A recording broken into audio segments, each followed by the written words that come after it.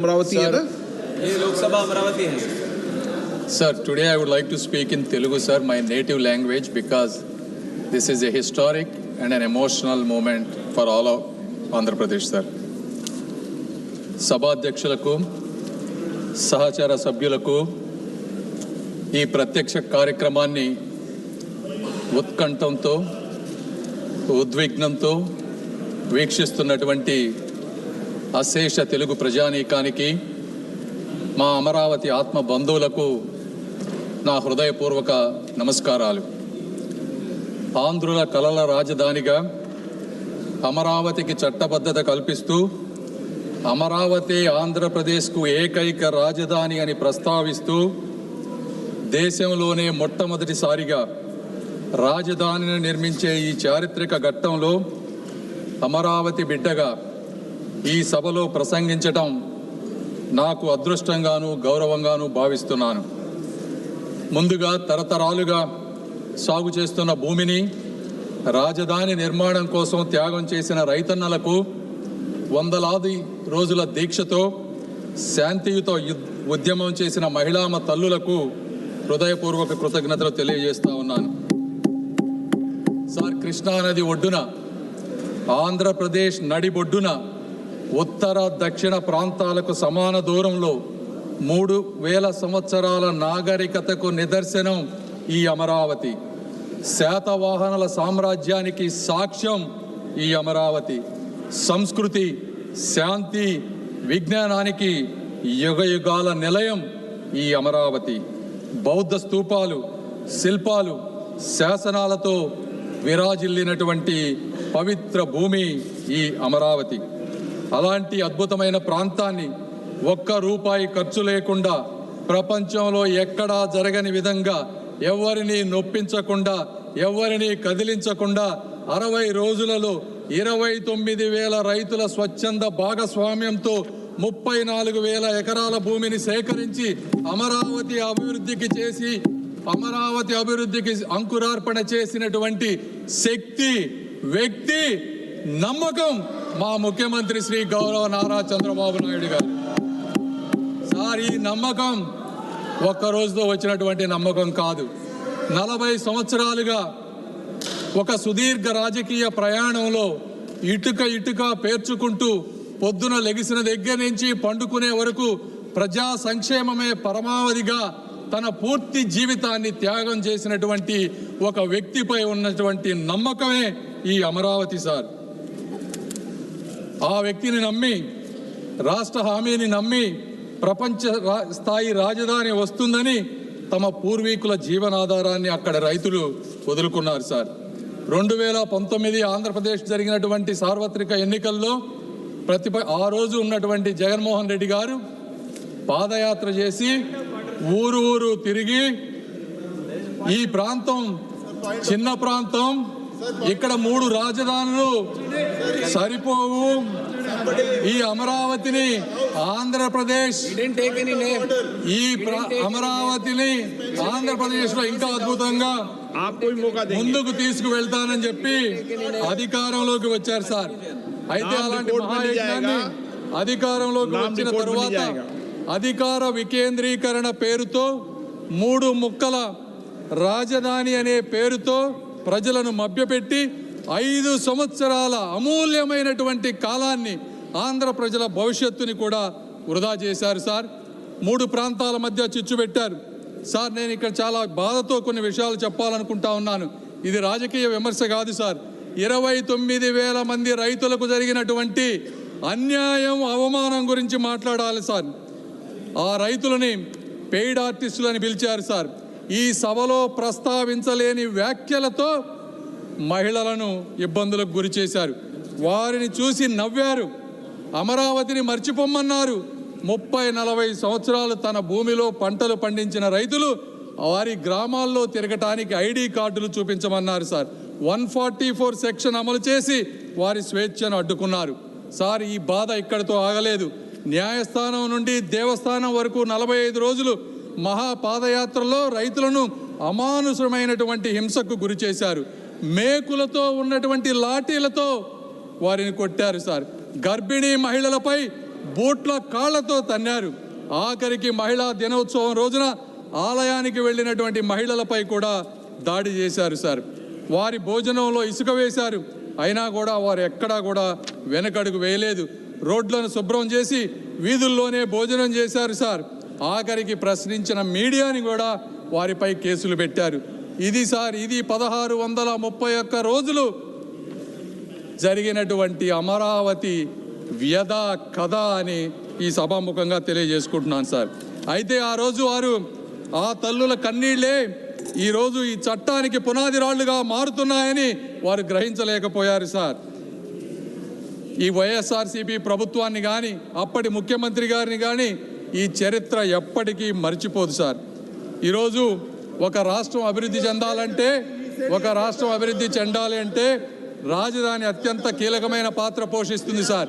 కర్ణాటక ప్రాంతంలో బెంగళూరు అనేది 50% ఆర్థిక వాటాను, తమిళనాడులో చెన్నై 40% ఆర్థిక వాటాను, తెలంగాణలో హైదరాబాద్ 55% ఆర్థిక వాటాను అందిస్తూ కీలకమైనటువంటి పాత్ర పోషిస్తూ ఉన్నారు సార్. అదే ఆంధ్రప్రదేశ్కు మీ రాజధాని ఏది అంటే చెప్పుకోలేని అవమానంతో గత ప్రభుత్వంలో ఆంధ్రలో ప్రజలు జీవించారు సార్. ఇప్పుడు నిర్మించబోయేటువంటి అమరావతి ఆంధ్రప్రదేశ్ ఆర్థిక వ్యవస్థకు ప్రధాన కేంద్రంగా రూపుదిద్దుకొని రాష్ట్ర అభివృద్ధికి ఒక గ్రోత్ ఇంజిన్ గా కూడా మారబోతోంది సార్. సాధారణంగా అభివృద్ధి అంటే భూసేకరణ పరిహారం మాత్రమే. आप भी ध्यान रखना जो सदन के सदस्य नहीं हो और हो तो आप पूर्व के विषय को नाम मत लो और रख दो. आप भी मत लेना, ये भी नहीं लेंगे. चलिए. సార్, కానీ ఆర్థిక వ్యవస్థలో మొట్టమొదటిసారిగా ఒక పేద రైతుని భాగస్వామ్యం చేసి ఆర్థిక అభివృద్ధిలో వారిని కూడా ముందుకు తీసుకువెళ్ళేటువంటి మార్గం ఈ అమరావతి దేశానికి చూపించింది సార్. 2014 ఆర్థిక ఆంధ్రప్రదేశ్ పునర్వ్యవస్థీకరణ చట్టం ఆ రోజు రాష్ట్రానికి ఒకే రాజధాని ఉండాలని నిర్దేశించింది సార్. అయితే ఆ సమయంలో ఆ రాజధాని ప్రాంత పేరు పేర్కొనకపోవటం వల్ల చట్టపరమైనటువంటి అనిస్థితి రాష్ట్రంలో రాజకీయ అస్థిరతకు దారితీసింది. ఈ విషయంపై హైకోర్టుకి రాజధాని రైతులు వెళ్ళినప్పుడు 2022లో ఆ రోజు ఉన్నటువంటి ఫుల్ బెంచ్ ఒక స్పష్టమైన తీర్పునిచ్చింది. రాష్ట్ర రాజధాని నిర్ణయించటం లేదా మార్చడం వంటి అధికారాలు రాష్ట్ర అసెంబ్లీ పరిధిలోకి రావని, ఆ అధికారం కేవలం పార్లమెంటుకు మాత్రమే ఉందని స్పష్టం చేసింది. దాని ఆధారంగా ఆంధ్రప్రదేశ్ కేబినెట్ ఆంధ్రప్రదేశ్ రాష్ట్ర రాజధాని అమరావతి అనే ఏకంగా తీర్మానం చేసింది. అధ్యక్ష, పెట్టుబడి మరియు అభివృద్ధి అనేది ఒక కీలకమైన అంశంపై ఆధారపడి ఉంటాయి. సర్టనిటీ, స్టెబిలిటీ అనేది కావాలి. పెట్టుబడిదారులు గందరగోళంలో పెట్టుబడి పెట్టరు. బ్యాంకులు, అంతర్జాతీయ సంస్థలు రాజకీయ అస్థిరత్వానికి రుణాలు ఇవ్వవు సార్. ఈరోజు దాదాపు 56,000 కోట్ల రూపాయలతో 91 అత్యంత ముఖ్యమైన మౌలికమైన ప్రాజెక్టులు అమరావతి నిర్మాణంలో జరుగుతూ ఉన్నాయి సార్.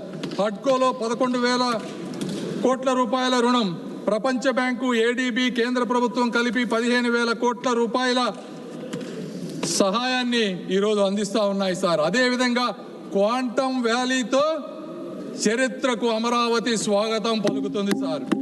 ఇవన్నీ జరిగినప్పటికీ అందరి మనసులో ఒకే ఒక ప్రశ్న, అమరావతి శాశ్వత రాజధానిగా ఉంటుందా అనేది ఉండేది సార్. అయితే ఈ చట్ట సవరణతో ఆ అనిశ్చితి తగ్గి అభివృద్ధి వేగం జరగబోతా ఉంది.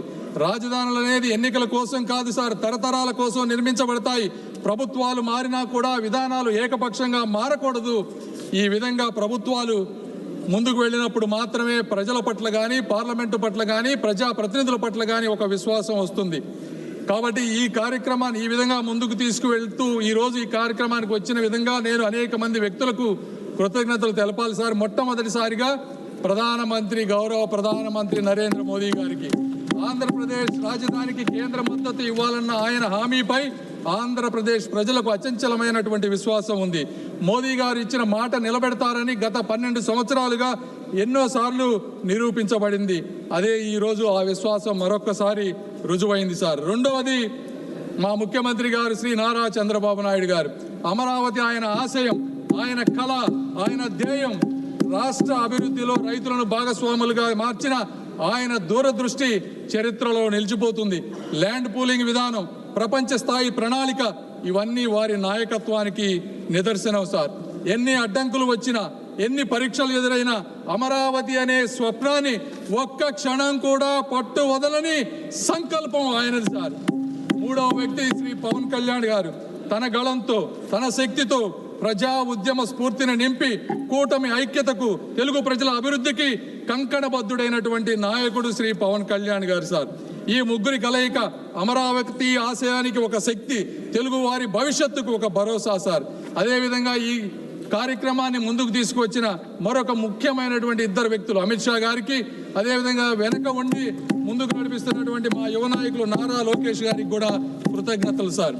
అదేవిధంగా ఇందులో ఇంకొక వ్యక్తిని కూడా మనం ప్రస్తావించాలి సార్.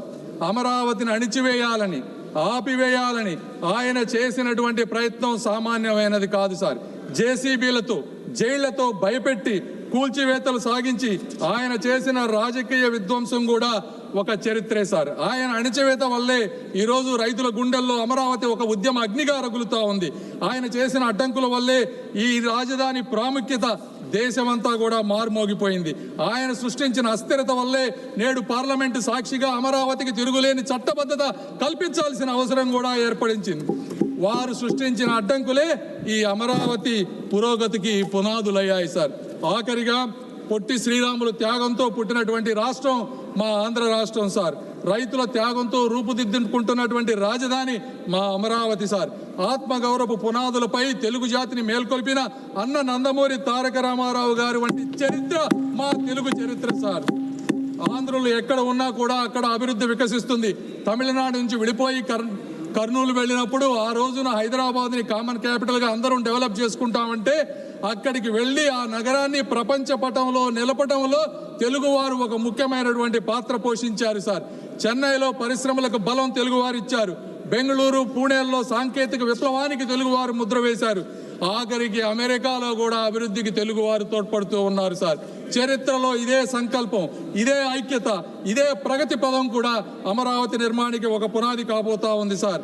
ఆ రోజుల్లో పొట్టి శ్రీరాములు గారు 58 రోజులతో దీక్ష చేసి ఆంధ్ర రాష్ట్రాన్ని ఏర్పరిచిన, అదేవిధంగా 1631 రోజులు ఈరోజు రైతులు రోడ్డెక్కి నిరాహార దీక్ష చేసిన తిరిగి లేచి నిర్మించగలిగే జాతి తెలుగు జాతి సార్. కాబట్టి ఇలాంటి చారిత్రక ఘట్టానికి, చట్టానికి మద్దతు తెలుపుతూ అమరావతి నిర్మాణంలో భాగస్వాములైనటువంటి ప్రతి ఒక్కరికి కూడా శిరస్సు వంచి నమస్కరిస్తూ I earnestly request that this bill be passed unanimously and with one voice. Jai Hind, Jai Andhra Pradesh, Jai Amaravati. Thank you. Shri CM Ramesh.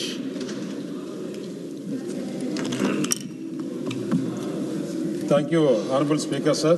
I am grateful to you for permitting me to speak.